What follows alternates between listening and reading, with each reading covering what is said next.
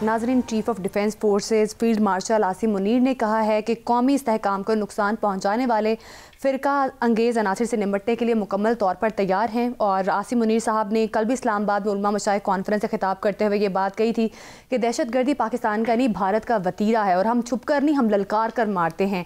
तो इस पॉइंट से एक चीज़ तो वाज़े तौर पर वाज़े हो जाती है कि चाहे वज़ीरिस्तान हो, खैबर हो, सवात हो, बाजोड़ हो, दहशतगर्दों के जितने भी ठिकाने थे उसको पाक फ़ौज ने बड़ी बहादुरी के साथ निशाना बनाया और उनको ख़त्म किया।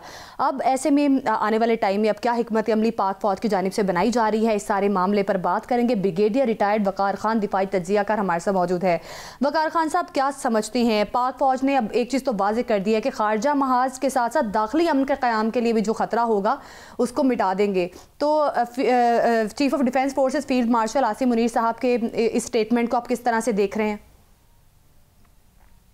जी बिस्मिल्लाह, thank you very much. I think the day he came, आज से 3 साल पहले पाकिस्तान के उस वक्त के हालात देख लें, मौजूदा हालात, डिफॉल्ट की बात हो रही थी, टेररिज्म का बहुत बड़ा थ्रेट था। उसके बाद एक ट्रैजेक्टरी आई थिंक मुतय्यन की गई और बड़ी आई थिंक डिटर्मिनेशन के साथ मिलिट्री एंड पॉलिटिकल लीडरशिप ने उस पर मूव किया है। चाहे वो एक्सटर्नल फ्रंट था, वेस्टर्न बॉर्डर है, भारत के साथ आपको पता है मई में बहुत बड़ा मार्का हुआ और उसके साथ ही पाकिस्तान का स्टेचर बहुत ज्यादा ऊपर गया है। फिर अगर आप डिप्लोमेटिक एफर्ट देखें, चाहे वो मिलिट्री डिप्लोमेसी हो या आपकी फॉरेन पॉलिसी है, उसमें बड़े इनिशिएटिव दिए गए हैं। सऊदी अरेबिया के साथ डिफेंस पैक्ट हुआ है और अभी टर्की में भी बातचीत हो रही, शायद पाकिस्तान और टर्की इस तरफ बढ़े। उसके अलावा जो है इंटरनल फ्रंट पे जो दोनों डोमेन है, चाहे वो पोलिटिकल हो या एंटी टेररिस्ट ऑपरेशन है, मिलिट्री डोमेन हो, उस पर आई थिंक बड़ा अग्रेसिवली मूव किया गया है। और जो इंफॉर्मेशन डोमेन है, आई थिंक उसमें जो एंगेजमेंट थी उलमा के साथ, क्योंकि पाकिस्तान की मिलिट्री समझती है कि जो काउंटर वायलेंस एक्सट्रीमिज्म है ये एक as a policy I think पिछले काफी अरसे से राइज है, लेकिन इसको अभी आगे बढ़ाया जाएगा और इसमें एंगेजमेंट की गई है। और message is very clear to खवारिज और फितनल हिंदुस्तान के, एक तो उनको कोई स्पेस नहीं मिलेगी विद इन पाकिस्तान, और जो एक्सटर्नल उनके सपोर्टर्स हैं उनको भी जो है कानून के कटहरे में लाया जाएगा। आपने देखा कि अफगानिस्तान भी तालिबान की बड़ी डिफेंसिव पे चली गई है और अच्छी बात है इन केस दे एग्री कि पाकिस्तान की जनरल कंसर्न है, वहाँ के उलमा ने भी आई थिंक फतवा भारत दिया है। तो multi I think domain warfare multi domain policy है। ब्रिगेडियर साहब, आप जिस मल्टी डोमेन पॉलिसी की बात कर रहे हैं, तो जिस तरह आपने खुद भी जिक्र किया कि मार के हक में कामयाबी के बाद पाकिस्तान को आलमी सतह पे जो पजीराई मिली है या मिल रही है, तो आप ये फरमाइएगा कि अभी तुर्कमेनिस्तान में जो आलमी कॉन्फ्रेंस हुई उसमें वज़ीर आज़म शहबाज शरीफ तवज्जो का मरकज़ बने रहे और पहले तो JF-17 थंडर के ऑर्डर आ रहे थे, अब J-10C के ऑर्डर भी मिलना शुरू हो गए और पाकिस्तान को जो असला के दिफाई ये सनत में जो पजीराई मिल रही है, इस सारे मामले को आप किस नज़र से देखते हैं? आई थिंक पूरे सेंट्रल एशिया को देखें तो बहुत ज़्यादा आई थिंक पिछले 2-3 महीने का आप देख लें, चाहे उज़्बेकिस्तान हो, उसके अलावा जो ताजिकिस्तान के आपको पता है डिफेंस मिनिस्टर भी आए थे और अभी उनके बड़ा जॉइंट कंसर्न भी है, जॉइंट पॉलिसी समझ लें, पाकिस्तान और ताजिकिस्तान मिलकर कोऑर्डिनेट कर। ईरान का आपने देख लिया, नेशनल सिक्योरिटी एडवाइजर थे। अभी जो Turkmenistan it's a very important state with in central Asia और कैस्पियन सी का जो ऑयल है उसमें बहुत बड़ा प्लेयर है, वहाँ का कुवैत कहलाता है और उनके जो पॉलिसी बड़ी जबरदस्त है।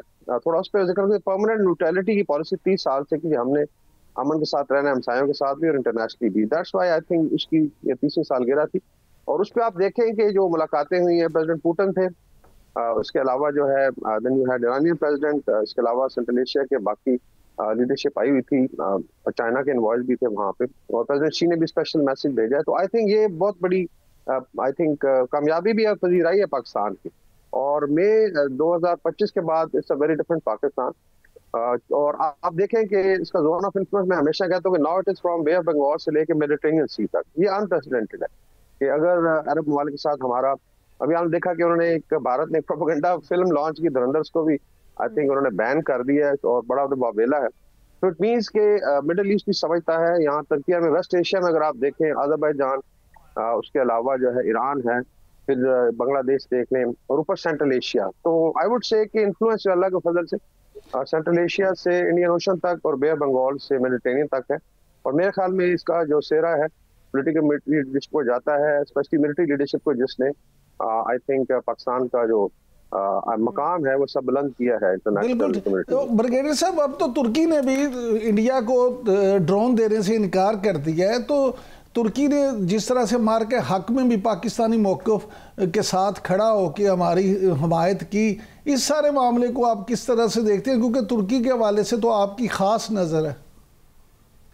जी, तुर्की का पहले भी जिक्र हुआ है। इसमें जो यहाँ पे फीलिंग है स्पेशल सिक्योरिटी कम्युनिटी में, और इवन हम अकेडमिया के साथ ही आजकल रिसर्च कर रहे हैं, इवन इन अकेडमिया जहाँ पे अफगान भी हैं स्टूडेंट, बड़ी अच्छी फ्रेंडशिप्स है। एवरीबॉडी नाउ अंडरस्टैंड पाकिस्तान का जो स्टांस है और नैरेटिव। दूसरा, मई के बाद बहुत ज्यादा शिफ्ट आया है। इससे पहले भी तुर्की पाकिस्तान का एक बड़ा स्पेशल रिलेशनशिप, और आई वुड से कि Turkey is one of the few country जहाँ बहुत ज्यादा रिस्पेक्ट है पाकिस्तान की। तो उसमें एक तो इजाफा भी हुआ है, और दूसरा दे ऑल्सो फील कि पाकिस्तान उनकी अपनी डिफेंस लाइन से बड़ा ये इंपॉर्टेंट है कि वो कहते हैं कि हमारा बॉर्डर जो है पाकिस्तान भारत बॉर्डर से शुरू होता है। इट मीन कि खुदा ना खास्ता पाकिस्तान कोई डेंट करने की कोशिश करता तो वो टर्की के डिफेंस को डेंट करेगा। तो इस लेवल पे फिर अज़रबैजान में आपने देखा है, कराबाख की लड़ाई में भी कल भी बात हो रही थी, अज़रबैजान के लोग थे और तुर्की के एक कॉन्फ्रेंस में के बेसिकली बहुत बड़ा रोल रहा। और इसका मतलब Pakistan is now basically playing on the front foot, और इसको बड़ा लाइक किया जाता है। और यही आई थिंक अभी आप देखेंगे कि ड्रोन मैन्युफैक्चरिंग की बातचीत हो रही है। आई थिंक आज गए हुए थे फील्ड मार्शल गुजरावाला कल, तो एक्साइज में जो इंडिजिनस प्रोडक्शन का जिक्र हुआ है कि अभी इंशाल्लाह ऑलरेडी शुरू है, इसको और बेहतर बनाया जाएगा, तो अपनी भी होगी। इसके अलावा एक बात हमें यकीनी तौर पर बड़ी कामयाबी मिली है सर, डिप्लोमेटिक फ्रंट पर हम कामयाब हो रहे हैं। जिस तरह से वज़ीर आज़म शहबाज शरीफ मुख्तलिफ मुलाकातें कर रहे हैं, वज़ीर आज़म शहबाज शरीफ की रूसी सदर से भी मुलाकात हो रही है, और मुख्तलिफ ममालिक के साथ हमारे ताल्लुकात जो हैं वो बेहतर हो रहे हैं, चाहे वो दिफाई लिहाज से हों या किसी भी तरह से हों सर। लेकिन अभी हमारे लिए पाकिस्तान के लिए दहशत गर्दी एक बड़ा चैलेंज अभी तक एग्जिस्ट करता है। तो ऐसे में हमें कोई बड़ी कामयाबी नहीं मिली। अभी उलमा मशाइख कॉन्फ्रेंस की भी अब बात कर रहे थे कि करारदाद भी मंजूर की गई है अफगान रजीम की जानिब से, लेकिन वही बात है, इम्प्लीमेंटेशन एक अलग से मामला है। लेकिन वज़ीर आज़म शहबाज शरीफ ने कहा है कि आलमी बरादरी जो है अफगानिस्तान में से जो दहशतगर्दी हो रही है पाकिस्तान के अगेंस्ट, उसका नोटिस ले। आप समझते हैं कि आलमी बरादरी की जानिब से कोई अभी तक कोई नोटिस लिया नहीं गया, तो इसके पीछे आप क्या समझते हैं? पाकिस्तान को फिर किस तरह से एक मैकेनिज्म बनाना चाहिए कि पाकिस्तान अपने इस मामले को फ्रंट पर रखे?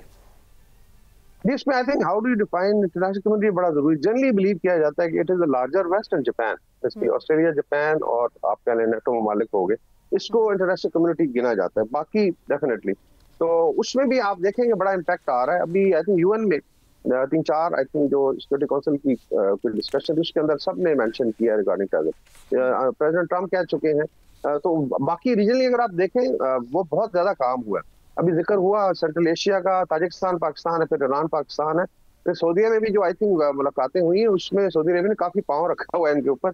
ऐसे वहां से आई थिंक बयानात नहीं आ रहे, बिकॉज दे आल्सो फील कि Pakistan can not be undermined. और उसमें आई थिंक देखें एक लंबी लड़ाई है। अगर आपने बेंड करनी है पॉलिसी या माइंडसेट को, जो एक बड़ा हार्ड एंड माइंडसेट है, तो उसमें थोड़ा टाइम लगता है। लेकिन मेरे ख्याल में 2025 और बड़ा डिसाइसिव रहा। 2026 will be I think very decisive.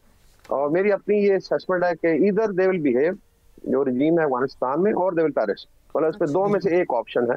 तो उसमें hopefully they will understand. Brigadier साहब, ये फरमाइएगा कि ये जो खबरें आ रही हैं कि पेंटागन की इंतहाई खुफिया रिपोर्ट जो है लीक हो गई है, और उस रिपोर्ट के मुताबिक अगर चीन और अमेरिका की जंग होती है तो चीन मिसाइल टेक्नोलॉजी में इतना आगे जा चुका है कि वो अमेरिका को शिकस्त दे देगा। तो ये सारे मामले को, इस इंकशाफ को आप किस नज़र से देखते हैं? जी, आई थिंक प्रेसिडेंट ट्रम्प ने एक रिव्यू भी किया है नेशनल सिक्योरिटी पॉलिसी उनका। आई थिंक अभी उसका फॉर्मल पेपर भी आया है। बाकी ये जो असेसमेंट है, आई थिंक ये बड़े अरसे से इस पर बातचीत हो रही है, लेकिन अभी बड़ा ओपनली आ रही है। अभी देखें वॉरफेयर जो 7-8 डोमेन है, 3 तो सर्विसेज होगी आपकी आर्मी एयरफोर्स ने भी, फिर आपका साइबर वॉरफेयर है, स्पेस है, इंफॉर्मेशन वॉरफेयर है, और फिर आप कह सकते हैं कि मिसाइल वॉरफेयर जिसकी सेपरेट फोर्सेज ने एक ऐड कर दिया है, फिर एक लीगल वॉरफेयर भी है। तो इन तमाम डोमेन में अगर देखा जाए जो मैन्युफैक्चरिंग कैपेबिलिटी है, या चाइना की जिस आई थिंक मेंशन किया एक डिफेंस एनालिस्ट है कि हमारे एयरक्राफ्ट कैरियर जो है बिफोर दे एंटर ताइवान के water they will be taken out by DF system, इतनी कैपेबिलिटी। इसी तरीके से ड्रोन वॉरफेयर है, साइबर है, और फिर मैन्युफैक्चरिंग की हालत है कि अगर आप देखें कि इस वक्त सबसे ज्यादा जो नेवल प्लेटफॉर्म है, चाहे वो मैरीटाइम है, सिविलियन, कमर्शियल या फौजी मिलिट्री, उसमें China is 10 times now I would say large in terms of manufacturing capability. तो इसका मतलब है कि ये हर साल एक नई नेवी खड़ी कर सकते हैं। अभी तो उन्होंने उतना शो नहीं किया कि they move to Atlantic, but otherwise अगर साउथ चाइना सी में कोई टेंशन होती है तो वो उसकी असेसमेंट थी कि चाइना जो है ना सिर्फ अपने ऑब्जेक्टिव अचीव करेगा बल्कि अगर यूएस इंटरवीन करता है यूएस तो शिकस्त हो सकती है। तो this is based on I think that threat analysis. इसी आपने देखा है कि ट्रम्प साहब अभी जो पॉलिसी है सिक्योरिटी की उसको बड़ा शिफ्ट कर रहे हैं, वो पुरानी मॉर्नो डॉक्ट्रिन की तरफ जा रही है कि नॉर्थ अमेरिका और साउथ अमेरिका पे ज्यादा फोकस होगा और बाकी जो है मेरा ख्याल है चाइना ऑटोमेटिकली इसको स्पेस भी मिलेगी विच इज को शाइन लेकिन पाकिस्तान की बड़ी फ्रेंडशिप है।